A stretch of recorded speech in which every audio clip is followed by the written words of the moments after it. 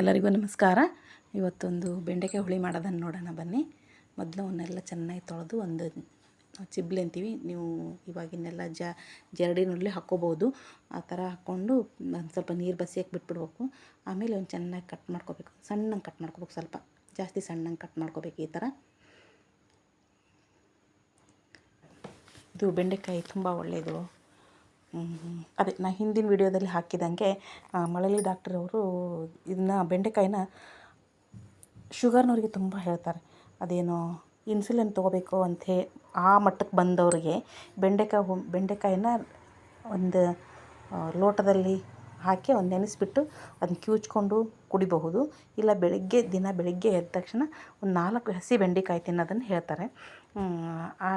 ಇದರಿಂದ ನಾವು ಬೆಂಡೆಕಾಯಿ ಹುಳಿ ಮಾಡೋದು ಜಾಸ್ತಿ. ಇದು ಮುದ್ದೆಗೆ ತುಂಬ ಚೆನ್ನಾಗಿರುತ್ತೆ, ರೊಟ್ಟಿಗೂ ತಿನ್ಬೋದು, ಮುದ್ದೆಗೆ ಭಾಳ ರುಚಿಯಾಗಿರುತ್ತೆ ಇದು.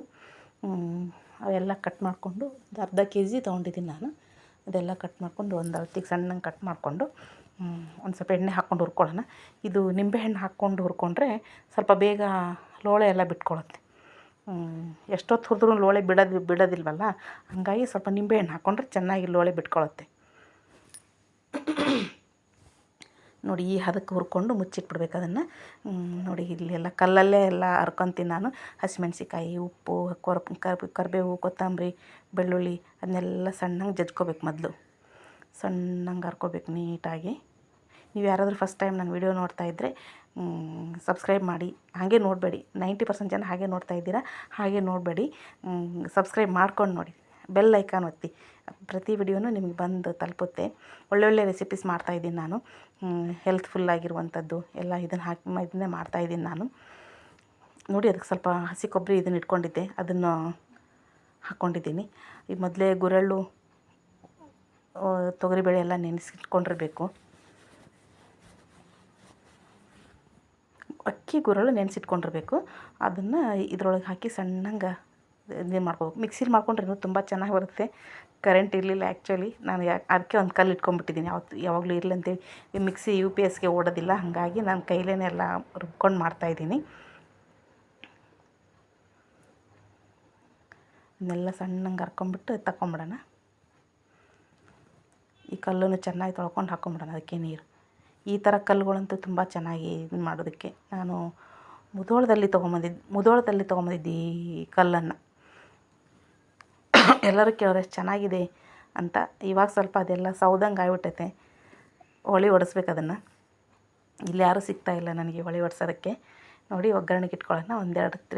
2 ಚಮಚ ಎಣ್ಣೆ ಹಾಕ್ಕೊಂಡಿದ್ದೀನಿ.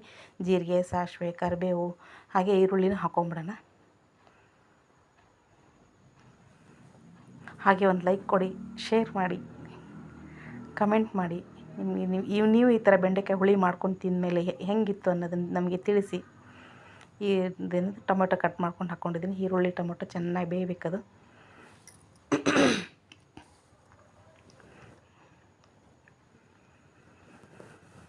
ಸ್ವಲ್ಪ ಮುಚ್ಚಿಬಿಟ್ರೆ ಚೆನ್ನಾಗಿ ಬೆಂದ್ಕೊಳ್ಳುತ್ತೆ ಎಲ್ಲ.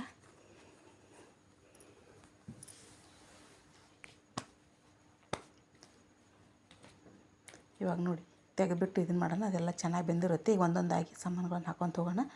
ಈಗ ಅರಿಶಿಣ ಪುಡಿ, ಉಪ್ಪು, ಅದು ರುಬ್ಬಿದಂಥ ಖಾರ ಎಲ್ಲ ಹಾಕ್ಕೊಳ್ಳೋಣ. ಆಮೇಲೆ ಒಂದು ಸ್ವಲ್ಪ ಮೆಂತ್ಯಕಾಳು, ತೊಗರಿಬೇಳೆನೂ ನೆನೆಸಿಟ್ಕೊಂಡಿರ್ಬೇಕು ಮುಂಚೆನೇ.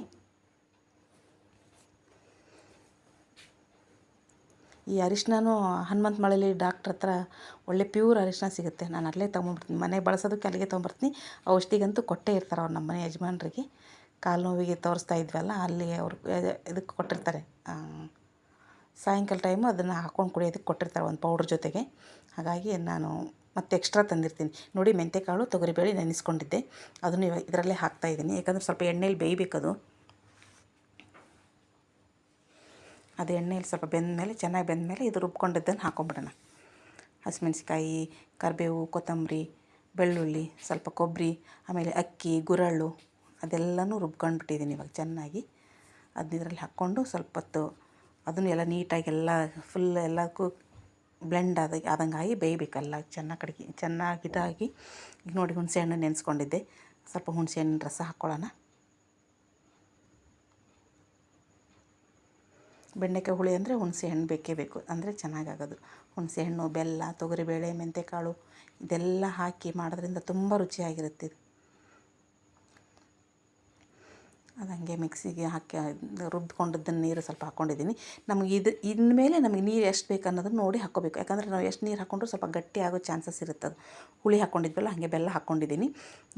ಯಾಕಂದರೆ ಇದು ಅಕ್ಕಿ ರುಬ್ಬಿ ಹಾಕಿರ್ತೀವಲ್ಲ ನಾವು, ಗಟ್ಟಿ ಆಗ್ತಾನೇ ಇರುತ್ತೆ ಅದು. ಇವಾಗ ನೋಡಿ ಬೆಂಡೆಕಾಯಿ ಹುರ್ಕೊಂಡು ಇಟ್ಕೊಂಡಿದ್ವಲ್ಲ ಅದನ್ನೆಲ್ಲ ಇದಕ್ಕೆ ಹಾಕಿಬಿಡೋಣ. ನೋಡಿ ಚೆನ್ನಾಗಿ ಬೇಯ್ತಾ ಇದೆ ಇವಾಗ. ತುಂಬ ರುಚಿಯಾಗಿರುತ್ತೆ ಈ ಥರ ಬೆಂಡೆಕಾಯಿ ಹುಳಿ ಅನ್ನ. ಮುದ್ದೆ ಅನ್ನಕ್ಕೂ ಉಣ್ಬೋದು, ಇಲ್ಲಂತೇನಿಲ್ಲ. ಮುದ್ದೆಗೆ ಚೆನ್ನಾಗಿ ಆಗುತ್ತೆ. ಮುದ್ದೆ ಉಣ್ಮೇಲೆ ಅನ್ನ ಉಂಡೇ ಉಣ್ತೀವಿ, ಅನ್ನಕ್ಕೂ ಬಂದೇ ಬರುತ್ತೆ. ನೋಡೋಣ ಹಾಗೆ ಅಂತ ಟೇಸ್ಟ್ ಮಾಡಿದೆ ಸ್ವಲ್ಪ ಕೈಲಿ ಹಾಕ್ಕೊಂಡು. ತುಂಬ ಅಂದರೆ ತುಂಬಾ ರುಚಿಯಾಗಿತ್ತು. ನೀವೆಲ್ಲ ಮಾಡ್ಕೊಂಡು ತಿಂದು ನನಗೆ ಕಮೆಂಟ್ ಮಾಡಿ. ತುಂಬ ಚೆನ್ನಾಗಿತ್ತು ನೋಡಿ. ಮುದ್ದೆ, ತುಪ್ಪ, ಬೆಂಡೆಕಾಯಿ ಹುಳಿ ರೆಡಿಯಾಗಿದೆ. ನೀವು ಮಾಡ್ಕೊಂಡು ತಿಂದು ಕಮೆಂಟ್ ಮಾಡಿ. ಒಂದು ಲೈಕ್ ಕೊಡಿ ಹಾಗೆ. ಓಕೆ, ಬಾಯ್.